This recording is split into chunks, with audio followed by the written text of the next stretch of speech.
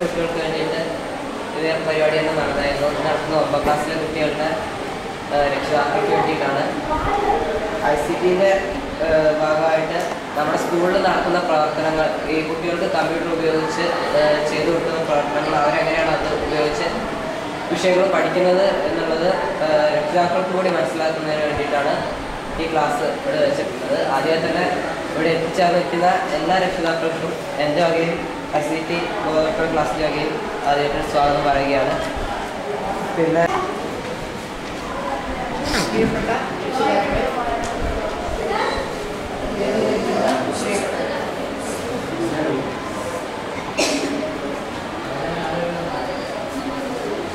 കഴിഞ്ഞ പ്രാവശ്യം ഇതുപോലെ ഒരു ക്ലാസ് നടത്തിയിരുന്നു. ഇപ്പോൾ 9ാം ക്ലാസ്സിലെ രക്ഷിതാക്കൾക്ക് വേണ്ടിയാണ് ഉദ്ഘാടനം ചെയ്യുന്നതിന് വേണ്ടി PTA വൈസ് പ്രസിഡന്റിനെ ക്ഷണിക്കുന്നു.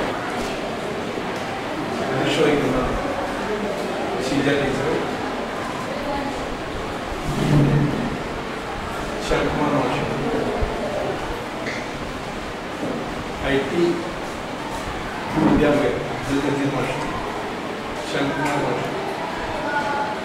പ്രിയപ്പെട്ട, അത് കഴിഞ്ഞതിന് ശേഷം ആംസ്ട്രോങ്, ആൽവിൻ, കോളിൻസ് തുടങ്ങിയുള്ള 3 ആളുകൾ ചന്ദ്രനിൽ കാലുകുത്തി. ആ ചന്ദ്രനിൽ കാലുകുത്തി അവര് ചന്ദ്രഗോളത്തിൽ ഇങ്ങനെ നടക്കുന്ന ഭാഗം ഭൂമിയിൽ ഇരുന്നുകൊണ്ട് നമ്മളൊക്കെ കണ്ടു, അത്ഭുതപ്പെട്ടു. അപ്പോ വിവരസാങ്കേതിക വിദ്യയുടെ ഒരു കുതിച്ചുചാട്ടം ആരംഭിച്ചത് അന്നായിരുന്നു എന്നാണ് എനിക്ക് തോന്നുന്നത്. എന്ന് പറഞ്ഞാൽ നമ്മളെ ഒരു മിറ്റുകളിൽ കൂടെ കണ്ടിരുന്ന ആകാശം, ആ ആകാശത്തെ പറ്റി നേരത്തെ 10 വർഷമായി കേരളത്തിൽ IT പഠനം ഒരു വിഷയമായിട്ട് ടെക്സ്റ്റ് ബുക്കും അതുപോലെ പരീക്ഷയൊക്കെ വെച്ചുകൊണ്ട് ഒരു വിഷയമായിട്ട് നമ്മുടെ സ്കൂളിൽ പഠിപ്പിച്ചിരുന്നത്. നേരത്തെ ഒരു കമ്പ്യൂട്ടർ ഉപയോഗം മാത്രമായിരുന്നു പഠിപ്പിച്ചിരുന്നത്. എന്നാൽ ഇന്ന് അതല്ല. ഇന്ന് മാറി വന്ന ടെക്സ്റ്റ് ബുക്കുകളൊക്കെ തന്നെ 8ാം ക്ലാസ് 9ഉം 10ഉം പുസ്തകങ്ങളൊക്കെ മാറി. 1 മുതൽ 10 വരെയുള്ള പുസ്തകങ്ങളെല്ലാം മാറിക്കഴിഞ്ഞു. ഈ പുസ്തകങ്ങളെല്ലാം IT-യുമായി ബന്ധപ്പെടുത്തിക്കൊണ്ടാണ് അതിൻ്റെ പാഠങ്ങളൊക്കെ ഉള്ളത്. ICT സാധ്യതകൾ, ICT എന്ന് പറഞ്ഞാൽ ഇൻഫർമേഷൻ ആൻഡ് കമ്മ്യൂണിക്കേഷൻ ടെക്നോളജിയാണ്. ഇതെല്ലാം കമ്പ്യൂട്ടറുമായിട്ട് ബന്ധിപ്പിച്ചുകൊണ്ട് ഉള്ള ഒരു ടെക്സ്റ്റ് ബുക്കാണ് ഇപ്പോൾ നമ്മുടെ കുട്ടികളുടെ കയ്യിലുള്ളത്. അപ്പോൾ ഏത് വിഷയം പഠിക്കുന്ന സമയത്തും കുട്ടികൾക്ക് ഈ IT-യുടെ സാധ്യത ഉപയോഗപ്പെടുത്തേണ്ടി വരും. നേരത്തെ കുട്ടികൾ പുസ്തകങ്ങൾ വായിച്ച് അത് കാണാതെ പഠിച്ച് പരീക്ഷ എഴുതിക്കൊണ്ടിരുന്ന ഒരു സിസ്റ്റമായിരുന്നു ഉണ്ടായിരുന്നത്. ഇപ്പോൾ അങ്ങനെ അല്ല. നിങ്ങൾക്കറിയാം, ടെക്സ്റ്റ് ബുക്കിനെ മാത്രം ആശ്രയിച്ചുകൊണ്ട് ഒരു കുട്ടിക്കും തന്നെ പരീക്ഷ എഴുതാൻ സാധിക്കുകയില്ല. കുട്ടികൾ അറിവുകൾ പുറമേ നിന്നാണ് നേടുന്നത്. ഇന്നത്തെ ഏറ്റവും അറിവ് നേടുന്ന രംഗം എന്ന് പറയുന്നത് ഇന്റർനെറ്റാണ്. കുട്ടിക്കാലത്തുള്ള ഏത് വിവരങ്ങളും ഇന്റർനെറ്റിൽ നിന്ന് കുട്ടികൾക്ക് അന്വേഷിച്ച് കണ്ടെത്താവുന്നതാണ്. ടെക്സ്റ്റ് ബുക്കിലും ഇതുപോലെ തന്നെ നിർദ്ദേശിച്ചിട്ടുണ്ടാവും. അധ്യാപകർ ക്ലാസ് എടുക്കുന്ന സമയത്തൊക്കെ തന്നെ ഇന്റർനെറ്റിൽ നിന്നും വിവരങ്ങൾ ശേഖരിക്കാനും മറ്റും ആവശ്യപ്പെടും. ഇന്ന് ഇവിടെയുള്ള എല്ലാ കുട്ടികൾക്കും 8, 9, 10 പഠിക്കുന്ന കുട്ടികൾക്കൊക്കെ തന്നെ ഇന്റർനെറ്റ് ഉപയോഗിക്കാൻ അറിയാം. അതുപോലെ കമ്പ്യൂട്ടറൊക്കെ സുഗമമായിട്ട് കൈകാര്യം ചെയ്യാൻ അറിയാം. അതൊക്കെ എങ്ങനെയാണോ പഠിക്കുന്നത്, ഈ കമ്പ്യൂട്ടർ പഠനം എങ്ങനെയാണോ എന്ന് നിങ്ങൾ ഈ സ്കൂളിലേക്ക് പലപ്പോഴും വന്നിട്ടുണ്ടാവും. പക്ഷേ കമ്പ്യൂട്ടർ ലാബിലേക്ക് നിങ്ങൾ ഇതുവരെ കയറിയിട്ടുണ്ടാവില്ല. ഇതാണ് നമ്മുടെ കമ്പ്യൂട്ടർ ലാബ്. ഇവിടെ ഇത്രയും കമ്പ്യൂട്ടറുകളുണ്ട്. ഇത് കൂടാതെ ലാപ്ടോപ്പ്, അതുപോലെ തന്നെ ആന്റിക്ക, ജനറേറ്ററുണ്ട്, ഒരുപാട് സൗകര്യങ്ങൾ നമുക്കുണ്ട്. അതൊക്കെ അറിയാനും അതൊക്കെ കാണാനും പരിചയപ്പെടാനും വേണ്ടിയിട്ടാണ് ഈ IT ലാബിൽ വെച്ച് തന്നെ ഈ പരിശീലനം ഏർപ്പെടുത്തിയിട്ടുള്ളത്. ഇതുമായി ബന്ധപ്പെട്ട് നമ്മുടെ കേരളത്തിലെ വിദ്യാഭ്യാസ IT രംഗം എങ്ങനെ എത്തിയിരിക്കുന്നു, അതിന്റെ പുരോഗതി എത്രമാത്രം വികസിച്ചിരിക്കുന്നു, കേരളത്തിലെ മറ്റ് 28 സ്റ്റേറ്റുകൾക്ക് മാതൃകയാവുന്ന തരത്തിൽ അവരൊക്കെ മറ്റ് സ്റ്റേറ്റുകളിലുള്ള ഈ വിദ്യാഭ്യാസ മേഖലയിലുള്ള IT രംഗത്തുള്ള ആൾക്കാരൊക്കെ കേരളത്തിൽ വന്നിട്ട് ഇവിടെ പഠിച്ചു പോവുകയാണ് ആ സംസ്ഥാനങ്ങളിലൊക്കെ നടപ്പാക്കാൻ വേണ്ടി. അപ്പോൾ കേരളത്തിലെ ഈ IT രംഗം എത്രമാത്രം എത്തി നിൽക്കുന്നു എന്ന് അറിയാൻ വേണ്ടിയിട്ടുള്ള ഒരു ചെറിയൊരു വീഡിയോ ഇപ്പോൾ കാണാവുന്നതാണ്.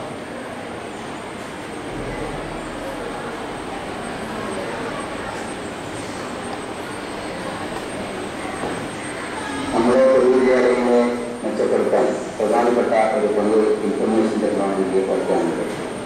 നിലവിൽ ലഭ്യമായിട്ടുള്ള IT സൗകര്യങ്ങൾ ഫലപ്രദമായി ഉപയോഗിക്കുന്നത് ഉറപ്പുവരുത്തുന്നതോടൊപ്പം തന്നെ കൂടുതൽ സൗകര്യങ്ങൾ ഏർപ്പെടുത്താനും രക്ഷാകർത്തൃ സമൂഹത്തിന്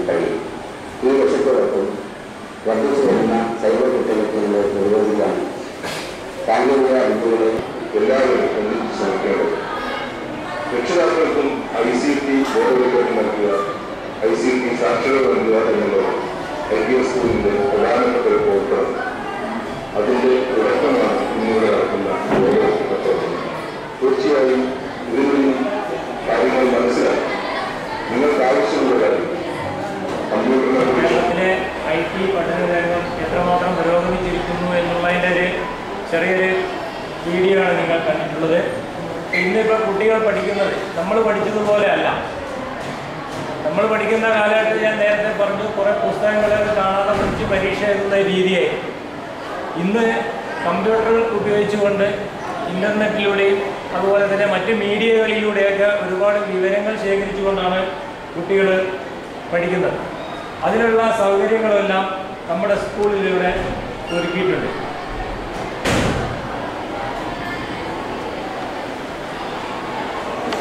നേരത്തെ പറഞ്ഞു ഓരോ വിഷയവും ശാസ്ത്രം, ഗണിതം, ഭാഷകൾ ഇതൊക്കെ ഉപയോഗിക്കുന്നത്, ഇതൊക്കെ കുട്ടികൾ പഠിക്കുന്നത് ഇൻ്റർനെറ്റ് ഉപയോഗിച്ചും അതുപോലെ തന്നെ സ്മാർട്ട് ക്ലാസ് റൂമുകൾ ആക്കാനുള്ള ഒരു പദ്ധതിയാണ് ഇപ്പോൾ സർക്കാർ ICT സ്കീമിൽ കൊണ്ടുവന്നിട്ടുള്ളത്. നമ്മുടെ സ്കൂളിൽ 5-6 ക്ലാസ്സുകൾ സ്മാർട്ട് ക്ലാസ്സുകൾ, ഒന്ന് പൊതുവായിട്ടുള്ളതും 5 സ്ഥിരമായിട്ടുള്ളതാണ്. ആ 5 ക്ലാസ് റൂമിലും ഇതുപോലെ ഈ പ്രൊജക്ടർ ഉണ്ടാകും. ഇവിടെ ആ കാര്യങ്ങളൊക്കെ ചെയ്ത് ഇവിടുത്തെ ഒരു കുട്ടിയാണ് ചെയ്തിട്ടുണ്ട്. പ്രിൻസ് മാത്യു എന്ന് പറഞ്ഞാൽ ഇവിടെ ഉണ്ട്. പ്രിൻസ് മാത്യാണ് അത് ചെയ്തിട്ടുള്ളത്. പ്രിൻസ് മാത്യു ഇവിടെ 100 കുട്ടികളുടെ ഡാറ്റകളും അതുപോലെ ഫോട്ടോ ക്യാമറയിൽ എടുത്തു. അത് കമ്പ്യൂട്ടറിൽ ഇട്ടിട്ട് റീസൈസ് ചെയ്തു. നെറ്റിൽ ഇത് ഫോട്ടോ കയറ്റണമെങ്കിൽ നമ്മൾ ഫോട്ടോ എടുക്കുന്ന ആ രീതി കയറില്ല. അപ്പോൾ അതിൻ്റെ സൈസ് കുറച്ചിട്ടൊക്കെ ഉണ്ടാവും. അപ്പോൾ ആ ഓരോ കുട്ടിയുടെയും ഫോട്ടോയുടെ സൈസ് കുറക്കണം. അത് കുറച്ചതിന് ശേഷം അവരുടെ എല്ലാ ഡീറ്റെയിൽസും അടിച്ച് കയറ്റുകയും ഫോട്ടോ അപ്ലോഡ് ചെയ്തിട്ടുള്ളതൊക്കെ പ്രിൻസ് മാത്യുവാണ്. കാര്യത്തെ കുറിച്ചൊക്കെ പഠിക്കുന്ന വളരെ എളുപ്പത്തിൽ വിവരങ്ങൾ ഡാറ്റ ശേഖരിക്കാനൊക്കെ പറ്റുന്ന സോഫ്റ്റ്വെയർ GPU. XR മാപ്പ്, അതൊക്കെ മാപ്പ് സ്റ്റഡിയാണ്. നമുക്ക് വേണമെങ്കിൽ K-Star ഉപയോഗിച്ച് ഒരു സൂര്യഗ്രഹണത്തെ കുറിച്ച് നമുക്ക് വേണമെങ്കിൽ ഒന്ന് കാണാവുന്നതാണ്. ജസ്റ്റ് ഒന്ന് കാണാം. സൂര്യഗ്രഹണം ഒക്കെ നമുക്ക് നേരിട്ട് കാണാൻ പറ്റില്ല. കണ്ടുകൊണ്ട് നേരിട്ട് സൂര്യഗ്രഹണം കണ്ടാൽ രക്തദാനവുമായി ബന്ധപ്പെട്ട് ഒരു സോഫ്റ്റ്വെയർ, ഇതൊക്കെ കമ്പ്യൂട്ടറിൽ എല്ലാ കമ്പ്യൂട്ടറിലും ഉള്ളതാണ്.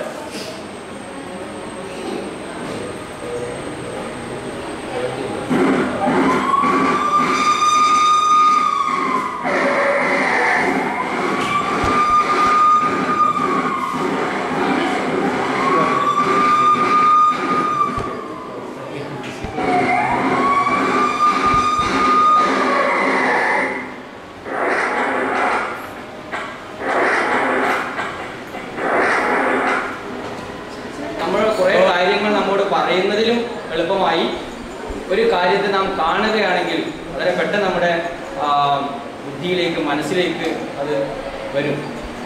അങ്ങനെ അതൊരു ശാസ്ത്രീയമായ കാര്യമാണ്. അപ്പോൾ കുട്ടികളെ കൂടുതൽ കാര്യങ്ങൾ മനസ്സിലാക്കുവാൻ നൂതന സാങ്കേതിക വിദ്യകൾ ഉപയോഗിച്ചുകൊണ്ട് എങ്ങനെ അവരുടെ പാഠ്യവിഷയങ്ങളെ വളരെ സമഗ്രമായി, അതോടൊപ്പം തന്നെ അത് വളരെ ആസ്വാദ്യകരമായി എങ്ങനെയൊക്കെ കുട്ടികൾ എത്തിക്കാം എന്നതിൻ്റെ അടിസ്ഥാനത്തിലാണ് ICTയെ പരമാവധി പ്രയോജനപ്പെടുത്താൻ വേണ്ടി നമ്മുടെ പാഠ്യപദ്ധതിയിലൊക്കെ ഉദ്ദേശിച്ചിട്ടുള്ളത്. ഈ കാര്യത്തെ നിങ്ങളിലേക്ക്, അതായത് പോകാൻ വേണ്ടിയാണ് ഈ രംഗങ്ങളിൽ ഗവൺമെൻറ് ഇത്രയും കാശ് മുടക്കുന്നതും അങ്ങനത്തെ സംവിധാനം ഇവിടെ സ്കൂളുകളിലാണ് നടപ്പിലാക്കുന്നത്. ഇപ്പോൾ നമ്മൾ മുന്നോട്ട് പോയാൽ നമ്മുടെ കുട്ടിക്ക് അത് കിട്ടുകയില്ല, അടുത്ത തലമുറയ്ക്കും അത് കിട്ടുകയില്ല.